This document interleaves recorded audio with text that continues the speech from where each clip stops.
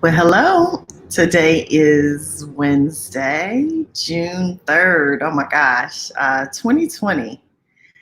So, as you guys know, I usually try to do a Facebook Live every Monday, Wednesday, Friday, and I did not do one Monday. If you are wondering why I honestly didn't have the bandwidth.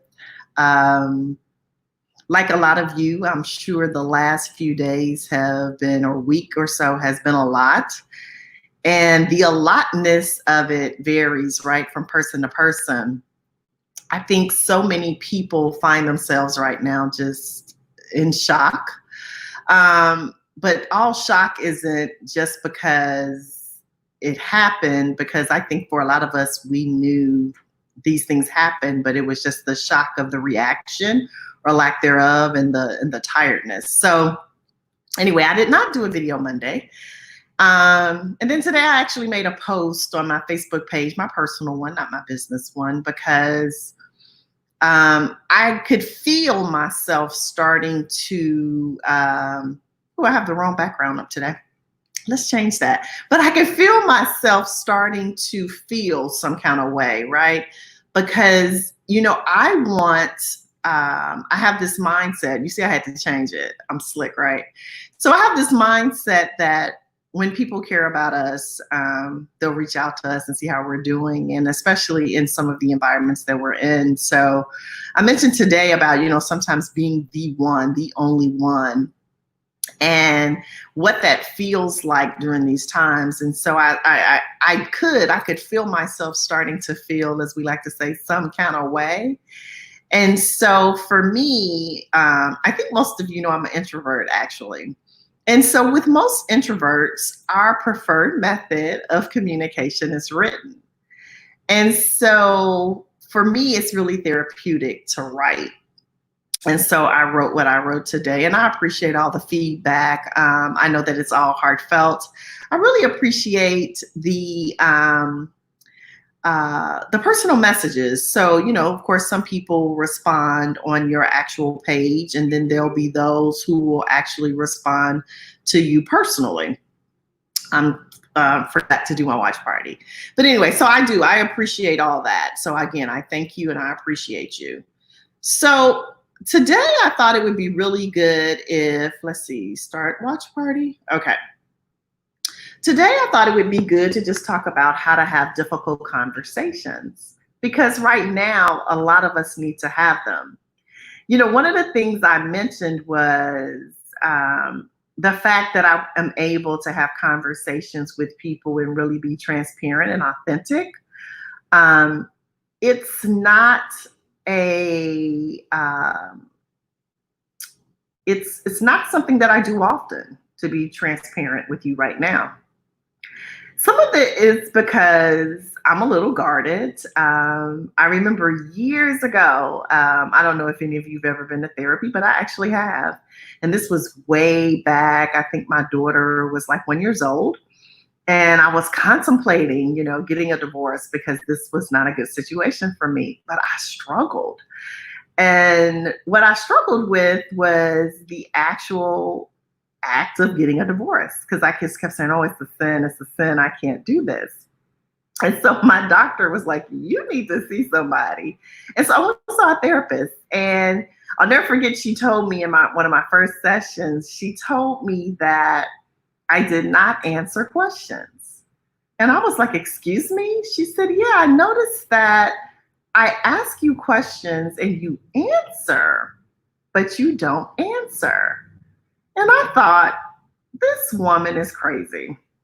What does she know? And I was like, I'm never coming to see her again. And so, I did. And so, but when somebody tells you something, even in the moment when you don't recognize it or it's not in your level of awareness, a strange thing happens. You find that it stays in your memory, though, right? Because if we talk about our conscious and unconscious thinking, like everything we've ever heard, experienced, it's always there. And it's just a matter of recall. So fast forward, and I was talking to one of my best friends from college, And she asked me a question, and it was specifically about how I felt about something. And in that moment, I responded. But when I responded, it was clear to me that I didn't answer the question. Because again, the awareness is there now because somebody else planted that seed. And so I said what I said, and we went on to the next subject. And I remember sitting there on the phone thinking, what just happened? So I asked her, I said, can I ask you a question? I said, you asked me a question, I responded, but I really didn't answer you. You know, why did we keep going on? Like, why did the conversation just proceed? And she said it just says plainly, no hesitation, no pause. She was like, oh, you always do that. I promise you, you could have picked my face off the floor. I said, excuse me? She said, yeah, I mean, pretty much everybody knows that you really don't answer questions. And I was like, wow. And that was the confirmation, of course, what the therapist has said. So I say all that to say it has never been in my nature to talk about my feelings because I'm just really guarded. And, you know, like most people, you know, for whatever reason, we want to protect ourselves from being hurt. So I've matured, I've grown. This has been about 20 years. I do so much better. I'm cognizant of when I don't answer questions, but that's part of the reason why when things are really hard for me to talk about, I tend to also shut down. And so some of you may find that you shut down when it's time to have a difficult conversation. So I thought this, especially now, you know, in light of everything that's happening around us, we could talk a little bit like, how do you do that?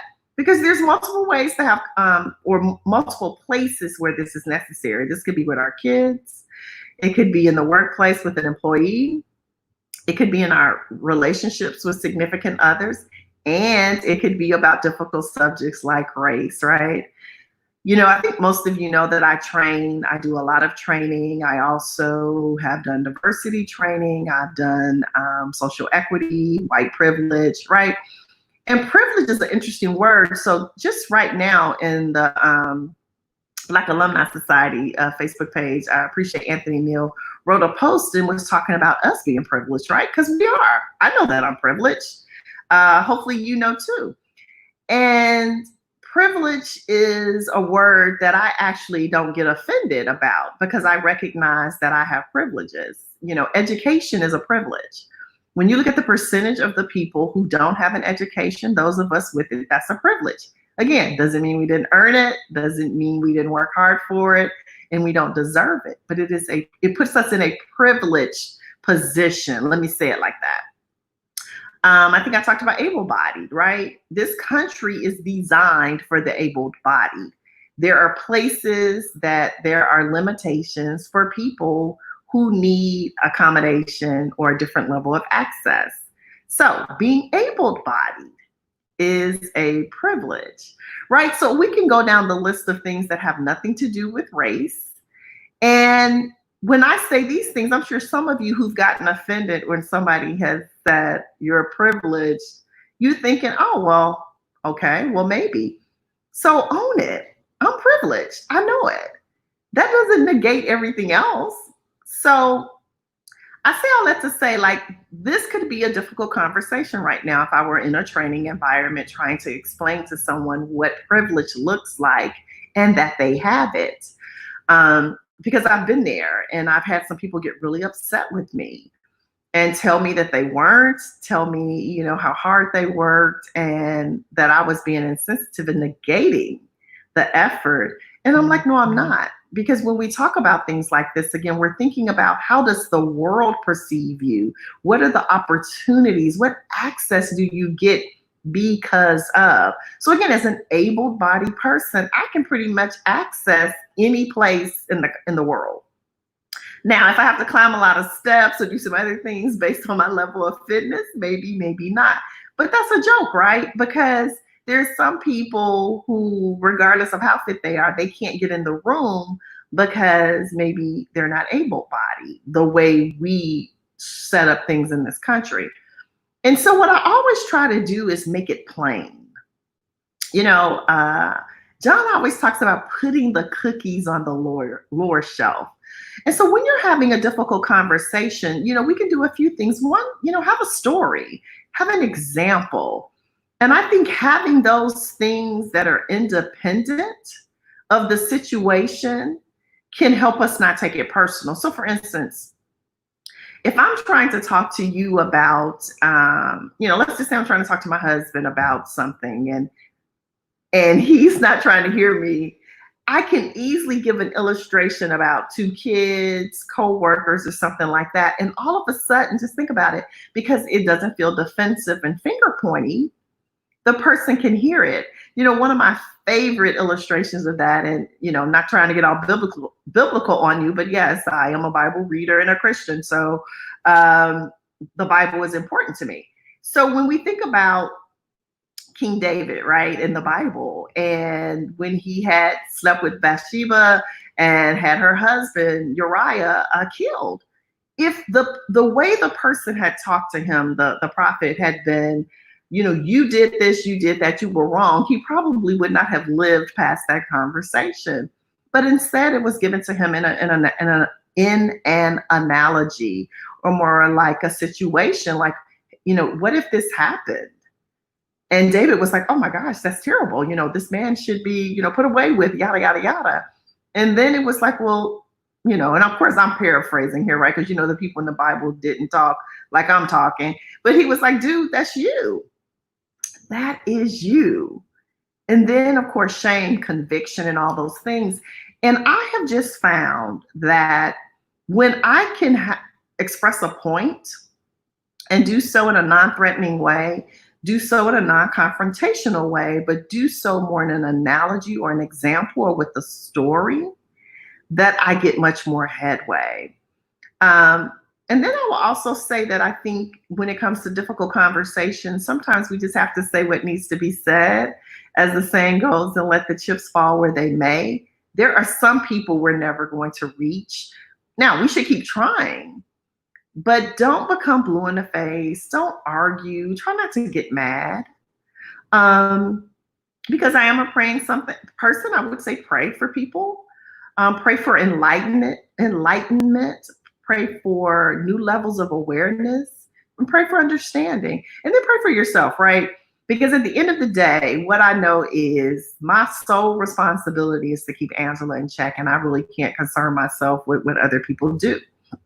I can give them some guidelines, suggestions, try to help them, but then the ball's in their court, but I don't give up on them. And so whether that's an employee you have that's habitually late, right? Because we can take it back to the workplace really quick, and you've talked to them repeatedly. At a certain point in time, you have to say, maybe this is not the best place for you. Doesn't mean you don't care for them. It doesn't mean that you've given up on them.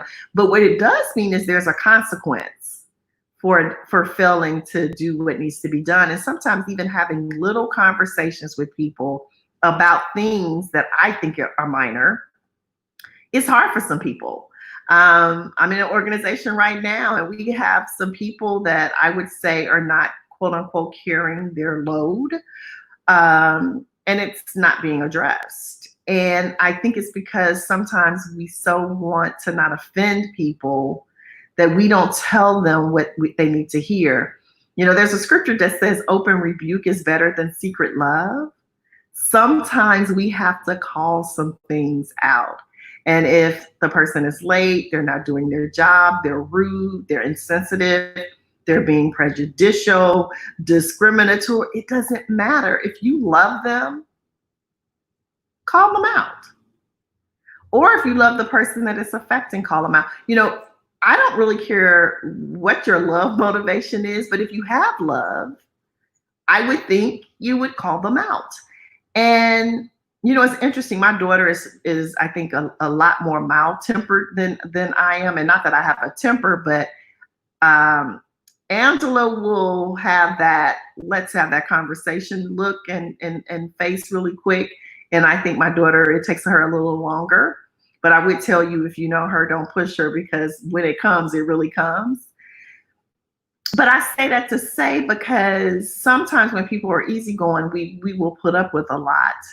But at the end of the day, we have to say what needs to be said. And sometimes people are afraid of losing the relationship, which is why they don't say things. And I can tell you that when we let it go too far, we'll lose the relationship anyway.